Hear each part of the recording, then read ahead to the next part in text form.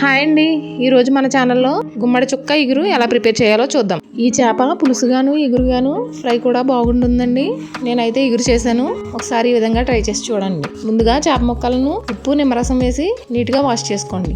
ఈ చేపలో ముళ్ళు తక్కువగా ఉండడం వల్ల పిల్లలు కూడా ఇష్టంగా తింటారు. ముందుగా 4 ఉల్లిపాయలను కచ్చాపచ్చాగా గ్రైండ్ చేసి తీసుకోండి. ఇప్పుడు కడాయిలో 4 స్పూన్స్ ఆయిల్ వేసి 6-7 పచ్చిమిర్చి, ముందుగా ప్రిపేర్ చేసిన ఆనియన్ పేస్ట్, రుచికి సరిపడినంత ఉప్పు వేసి బాగా ఫ్రై చేసుకోండి. ఇప్పుడు మసాలా కోసం చిన్న అల్లం ముక్క, 6-7 వెల్లుల్లి రెబ్బలు, 2 స్పూన్స్ ధనియాలు, 1/2 స్పూన్ జీలకర్ర, 1/2 స్పూన్ గసగసాలు, 6-7 లవంగాలు, చిన్న దాల్చిన చెక్క మెత్తగా నూరి తీసుకోండి. మసాలాను అప్పటికప్పుడు ఇలా ఫ్రెష్గా చేసుకోవడం వల్ల ఫ్లేవర్స్ ఏమీ పోకుండా టేస్ట్ బాగుంటుంది.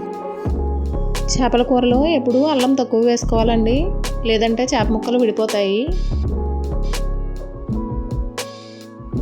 ఆనియన్ పేస్ట్ బాగా ఫ్రై అయిన తర్వాత ముందుగా ప్రిపేర్ చేసిన మసాలా పేస్ట్ వేసి 1/2 టీ స్పూన్ పసుపు, 4 స్పూన్ల కారం వేసి ఆయిల్ పైకి తేలేంత వరకు ఫ్రై చేసుకోండి. నేను 4 స్పూన్ల కారం వేసానండి, మీరు మీ కారానికి తగ్గట్టుగా వేసుకోండి.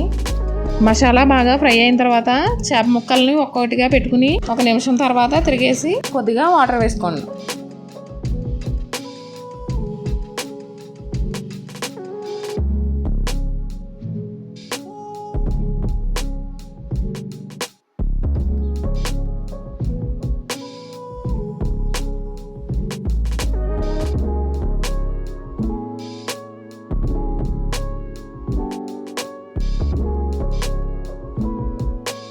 ఇప్పుడు మంటను హై ఫ్లేమ్లో పెట్టి 3 నిమిషాల పాటు ఉడికిన తర్వాత కొత్తిమీర వేసి గ్రేవీ దగ్గర పడి ఆయిల్ పైకి తేలేంత వరకు మంటను సిమ్లో పెట్టుకుని ఉడికించుకోండి.